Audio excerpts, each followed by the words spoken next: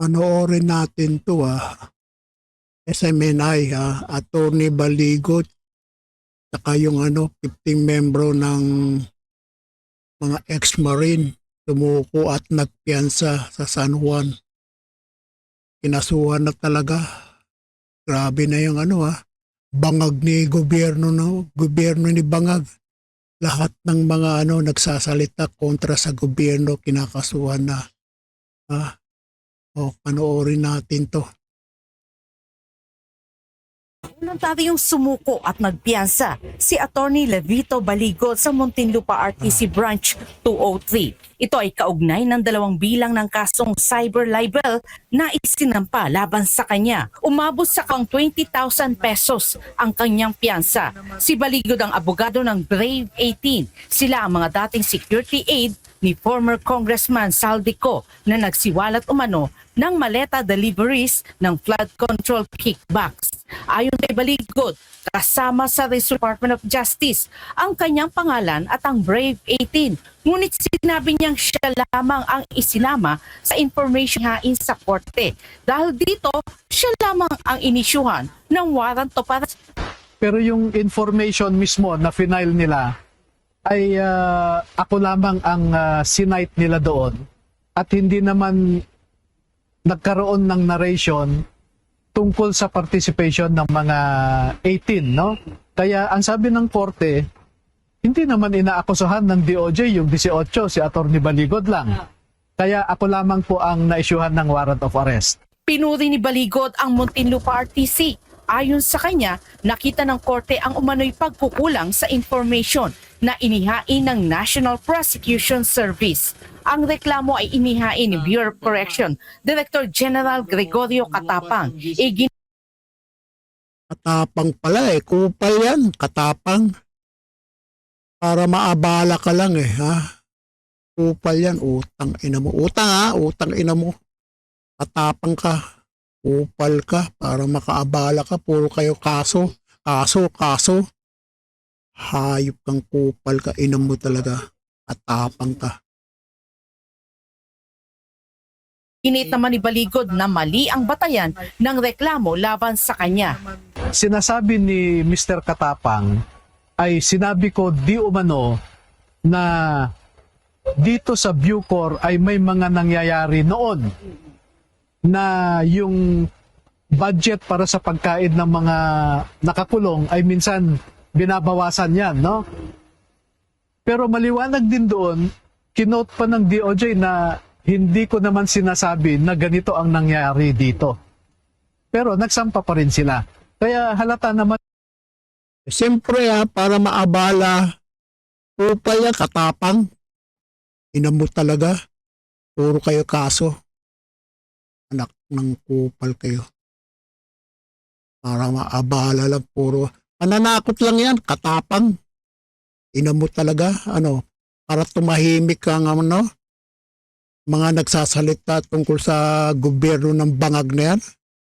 Ina mo, katapang ka. Na nagpapagamit itong DOJ NPS ni Fadulyon. Nag-ugat ang mga kaso sa mga social media posts at public statement na umano'y nakasira sa reputasyon ng mga complainant. Iginit din ni Baligot na mali ang venue ng pagsasampa ng mga kaso. Ayon sa kanya, dapat itong isinampa sa Quezon City o sa DOJ proper. Nagpapasalamat din siya sa mga patuloy na sumusuporta sa kanya at sa Brave 18. Grabe 18 Marines, mga Brave 18, pinakasuhan na, pinapatahimik na. Grabe talaga Ombudsman Boying, utang ina mo hanggang ngayon si Tambaloslos. Nauna pa tong mga kasuhan. Ay pang Boying kang ina mo talaga. Pinapatagal nyo para si Tambaloslos. Kung paanong gagawin na hindi plunder. Subukan mo lang, hayop kang kupal ka, ina mo. Kasuhan mo ng plunder sa Tambaloslos. Utang talaga. Lahat kinakasuhan, mga senador, si Marcoleta, plunder, hayop ka. Defensor, plunder, utang ina mo. Hayop kang Boeing ka. Pendalo ko. Tapos ngayon parang sila Legarda, Lebeste, Plunder din. Utang ina mo. Hayop kang Boeing ka. Utang ina mo. Utang ha. Makakasuhan mo rin ako ha. Itong ginagawa namin ay hindi lang po para sa amin, para sa pamilya natin, pero para sa lahat po ito. Para sa buong Pilipino ang ipinaglalaban po namin. Maraming salamat po. Inaasahan namang maglalabas din ng warrant of arrest ang Las Piñas RTC kaugnay ng kaparehong kasong cyber libel laban kay Baligot at sa Brave 18. Para sa Diyos at sa Pilipinas kung mahal, Cherry Light. Wala na talaga. Talagang pinatatahimik na warrant of arrest. Hayop talaga kayo. Utang ina nyo. Utang ha. Utang ina nyo. Puro kayo kaso, pinapatahimik. Wala na nagawa itong bangag na gobyerno nito eh. Puro kaso. Yung impeachment, araw-araw do, 25 million. Utang ina nyo. Hayop kayo, sinasayang nyo lang ang pera. Grabe kayo. Utang ina nyo talaga. Nakakabuwis kayo, nakaka-high blood kayo. Puro kayo kaso. Si Legarda, kakasuhan na ni Boeing na Bonjing na yung hayop ng utang. Ina mo hayop kang Bonjing ka, Boeing ka. Legarda, Lebiste. Hayop ka.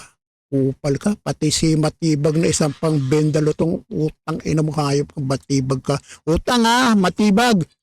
Utang, ina mo. Utang yan ha. Puro kayo kakasuhan din yung Puro kayo kaso.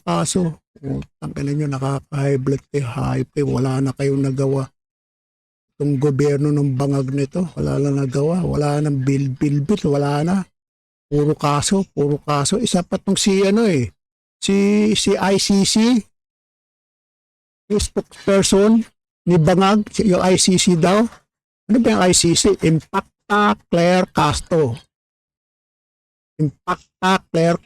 ICC na. ACA raw eh. ACA. Claire Castro, ACA.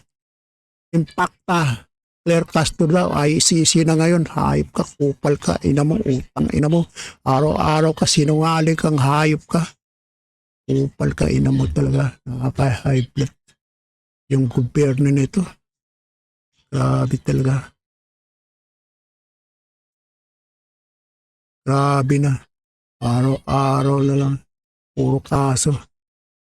Wala nang ginawa tong gobyerno ng bangag nito.